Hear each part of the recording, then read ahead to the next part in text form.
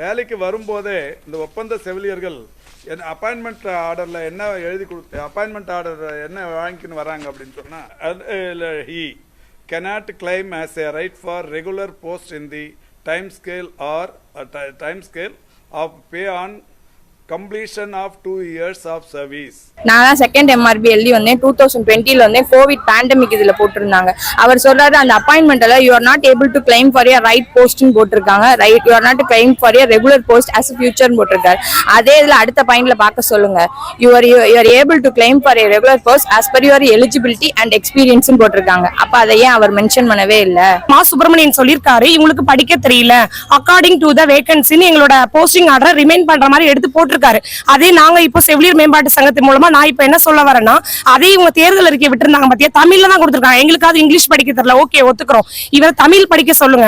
தமிழ்ல என்ன கொடுத்திருக்காங்க 356 வாக்குப்படி அரசு ஆணைப்படி அனைத்து செவிலியர்களும் பணி நிரந்தரம் செய்யப்படுவார்கள். இந்த வார்த்தைக்கு அவரை பதில் சொல்லுங்க. நாங்க எல்லாருமே இந்த இடத்தை விட்டு நாளைக்கு இந்த நிமிஷமே நாங்க கிளம்ப ரெடியா இருக்கோம். நான் வந்து கிட்டத்தட்ட ஒரு 10 சென்ட்ரல் கவர்மெண்ட் எக்ஸாம் எழுதியிருக்கேன், 2 RRB எழுதியிருக்கேன், 2 MRB, இந்த 13வது எக்ஸாம் இந்த மெடிக்கல் ரெக்ரூட்மெண்ட் போர்ட் சர்வீஸ் மூலியமா செலக்ட் ஆகி இந்த எக்ஸாம்ல நான் வந்திருக்கேன். என் வீட்டுல ஃபர்ஸ்ட் கிராஜுவேட்னா அது நான் தான்.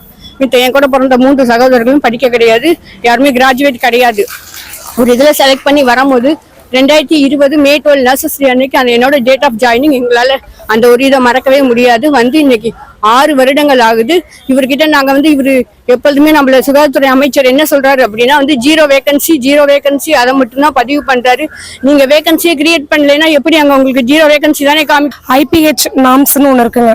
அதுபடி வந்து பெட் ஸ்ட்ரென்த்துக்கு ஏற்ற பேஷண்ட்டுக்கு ஏற்ற வந்து பணியிடங்கள் எதுவுமே உருவாக்கல அப்படின்னு தான் நாங்க போராடிட்டு இருக்கோம். ஆனா அதை அவர் புரிஞ்சுக்காம வேகன்சியே கிரியேட் பண்ணாம வேகன்சி இல்லன்றதே சொல்லிட்டு இருக்காரு. இப்ப நாங்க இங்க ஜாயின் பண்ணப்பவே 300-400 இருந்த பெட் ஸ்ட்ரென்த் இன்னைக்கு 900 ஆயிடுச்சு. ஆனா செவிலியர்களோட எண்ணிக்கை இன்னும் உயரவே இல்லை, அதே செவிலியர்கள் தான் இருக்கிறோம். 4 வார்டு 5 வார்டு சேர்ந்து நாங்க டியூட்டி பாக்குறோம். எங்களுக்கு ரொம்ப கஷ்டமா இருக்கு. இந்த விடியல் ஆட்சின்னு சொல்றாங்க, இது விடியல் ஆட்சியே கிடையாது. இது எங்களுக்கு மிகப்பெரிய சாபக்கேடான ஒரு விடியா ஆட்சியாக இருந்துகிட்டு இருக்கு.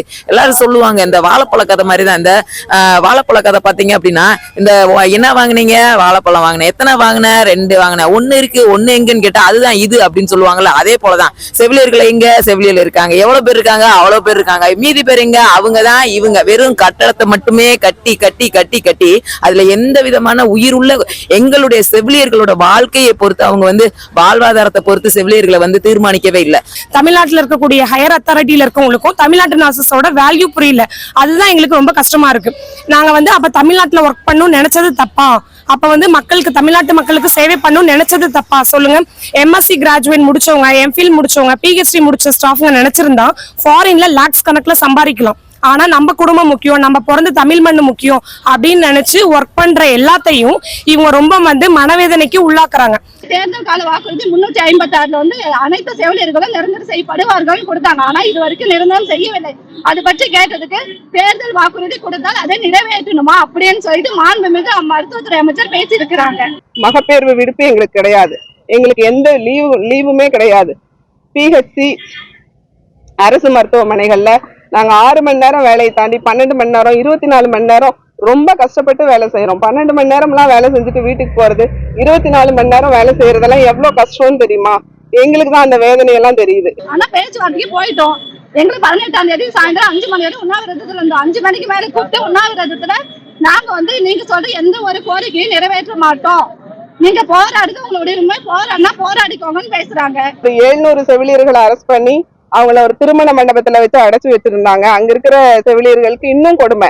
மத்தியானம் லஞ்ச் கொடுத்ததுல லஞ்ச்ல மிளகாத்தூள் நிறைய போட்டு அவங்கள சாப்பிட முடியாம பண்ணி, கரண்ட்டை கட் பண்ணி, அங்க தண்ணி கொடுக்காம, ரெஸ்ட் ரூம்லாம் அடைச்சு வச்சு அவங்கள அங்கிருந்து வெளியில நைட்டு ஒரு 9 மணிக்கு வெளியில துரத்தி விட்டு அந்த மக்கள் வந்து உட்கார்றது கூட இடம் இல்லாம சென்னையில நடுத்தெருவுல உட்காந்துருக்காங்க. எங்க மக்கள் 2 பிள்ளை இருக்கு, 2 பிள்ளையும் விட்டுட்டு தான் வந்திருக்கேன்.